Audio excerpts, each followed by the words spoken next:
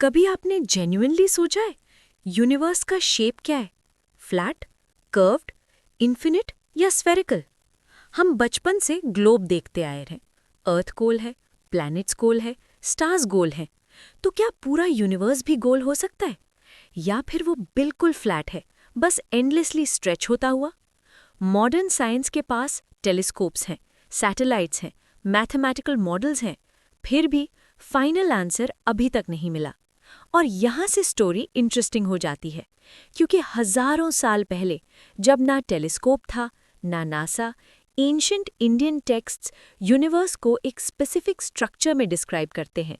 एक word use होता है, ब्रह्मांडा, कॉस्मिक एग। एग, एक अंडा। अब सवाल ये है, क्या ये सिर्फ माइथोलॉजी है या सिंबलिज्म के पीछे कोई कॉस्मिक अंडरस्टैंडिंग छुपी हुई है? आज हम इमोशनल डिबेट नहीं करेंगे, ना ही ब्लाइंड बिलीफ, ना ही ब्लाइंड रिजेक्शन। आज हम कामली कंपेयर करेंगे, साइंस क्या कहती है, वेदास क्या कहते हैं, और बीच का स्पेस क्या कहता है। चलिए पहले साइंस समझते हैं। 13.8 बिलियन ईयर्स पहले बिग बैंग, एक extremely dense, extremely hot singularity, फिर sudden expansion. Important word expansion. Universe किसी जगह में एक्सपैंड नहीं हो रहा, स्पेस खुद स्ट्रेच हो रहा है। इसका मतलब क्या हुआ? अगर दो गैलेक्सीज हैं, वो एक दूसरे से दूर जा रही हैं, मतलब यूनिवर्स एक्सपैंड हो रहा है। अब साइंटिस्ट ने एक चीज ऑब्जर्व की, कॉस्मिक माइक्रोवेव बैकग्राउंड रेडिएशन। ये बेसिकली बिग बैंग का आफ्टरग्लो है। इस रेडिएशन के पैटर्न को स्टडी करके साइंटिस्ट्स ने यूनिवर्स की ज्योमेट्री के बारे में गेस किया। 3 possibilities. 1 flat universe, 2 open curved universe, 3 closed spherical universe. Flat universe का मतलब पैरेलल लाइंस कभी नहीं मिलेंगी। ओपन यूनिवर्स का मतलब saddle shaped, negatively curved. Closed universe का मतलब स्फेरिकल, पॉजिटिवली कर्व्ड। अगर यूनिवर्स क्लोज्ड है तो थियोरेटिकली अगर आप एक डायरेक्शन में सीधा चलते रहो, इनफिनिट टाइम के बाद आप वापस स्टार्टिंग पॉइंट पे आ सकते हो, जैसे अर्थ पर होता है। ये कॉन्सेप्ट सिंपल लगता है, लेकिन मैसिव इम्प्लीकेशन है। इसका मतलब यूनिवर्स का कोई एज नहीं होगा, एज नहीं, बाउंड्री नहीं, बस कर्व्ड स्पेस। अब लेटेस्ट ऑब्जर्वेशंस क्या कहती हैं? डेटा सजेस्ट करता है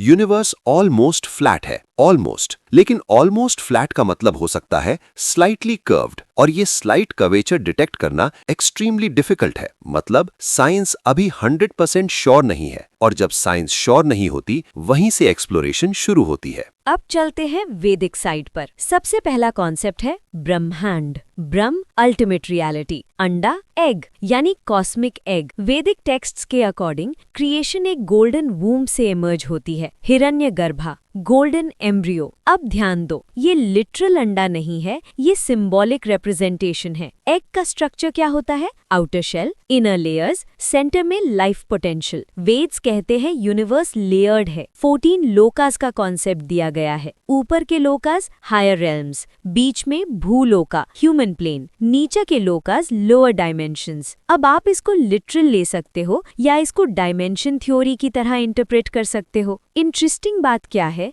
ये यूनिवर्स लीनियर नहीं है, ये स्ट्रक्चर्ड है, लेयर्ड है, सिक्लिकल है। एक और कॉन्सेप्ट है कल्पा। एक Kalpa equals 1 day of Brahma, billions of human ears. Creation होती है, फिर डिसोल्यूशन होता है, प्रलय, फिर से क्रिएशन, साइकिल। साइंस भी एक चीज डिस्कस करती है, cyclical universe model. Big bang के बाद एक्सपेंशन, फिर मे बी बिग क्रंच, फिर new big bang. Again coincidence या सिंबॉलिक अलाइनमेंट? चलिए कंपेयर करते हैं point by point. Science, cosmic web, Vedas, Indraj net. Indraj net की डिस्क्रिप्शन क्या है? एक इन्फिनिट इंटरकनेक्टेड वेब, हर नोड में एक जूल, हर जूल बाकी सब जूल्स को रिफ्लेक्ट करता है। ये डिस्क्रिप्शन मॉडर्न कॉस्मिक वेब से सरप्राइजिंगली सिमिलर लगता है। साइंस, मल्टीवर्स थ्योरी पॉसिबल है। वेदास, अनंत ब्रह्मांड, infinite universes. Science, time relative है। आइंस्टाइन ने बताया ग्रेविटी और स्पीड टाइम को बेंड करते हैं। वेदास, टाइम डिफरेंट रेल्म्स में अलग फ्लो करता है। एक लोक का एक दिन, दूसरे लोक के हजारों साल। Science, space time fabric, Vedas, creation एक लिविंग स्ट्रक्चर। इंपॉर्टेंट क्लैरिफिकेशन, ये क्लेम नहीं है कि वेदास ने इक्वेशंस लिखती थीं। ये क्लेम नहीं है कि एंशिएंट ऋषिज के पास टेलीस्कोप था। पॉइंट सिर्फ इतना है, symbolism sometimes encodes deep insight, और एंशिएंट सिविलाइजेशंस को अंडर एस्टिमेट करना भी साइंटिफिक एटीट्यूड नहीं है। अब सबसे powerful symbolic moment,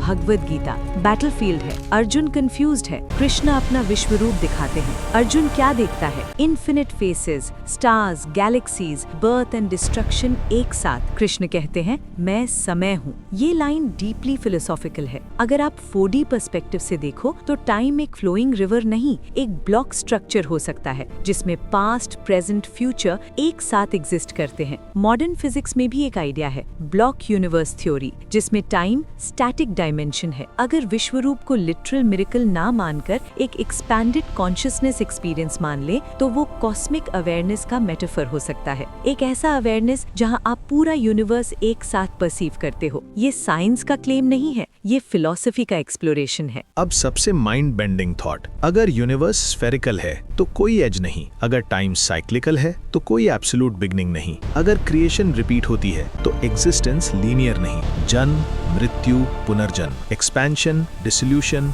recreation. Science के पास अभी फाइनल आंसर नहीं है। वेदास के पास पोएटिक स्ट्रक्चर है। शायद दोनों इनकम्प्लीट हैं, शायद दोनों कॉम्प्लीमेंट्री हैं। साइंस हाउ का आंसर देती है, वेदास वाई का एक्सप्लोर करते हैं। साइंस मेजरमेंट करती है, वेदास मीनिंग एक्सप्लोर करते हैं। यूनिवर्स का शेप फ्लैट हो सकता है, कर्व्ड हो सकता है, क्लोज्ड हो सकता है, या शायद हमारी समझ से परे हो। लेकिन एक चीज क्लियर है, एंशिएंट माइंड्स शैलो नहीं थे। उन्होंने स्काई को देखा, मेडिटेशन की, पैटर्न ऑब्जर्व किए और सिंबॉलिक लैंग्वेज में कॉस्मोस को एक्सप्रेस किया। फाइनल सवाल ये नहीं है कि कौन सही है, फाइनल सवाल ये है, क्या हम इतने ओपन माइंडेड हैं कि दोनों को साथ में एक्सप्लोर कर सकें? शायद यूनिवर्स का रियल शेप ज्योमेट्री नहीं, कॉन्शियसनेस है। पॉज, आपको क्या लगता है, कोइंसिडेंस या कोडेड कॉस्मोलॉजी?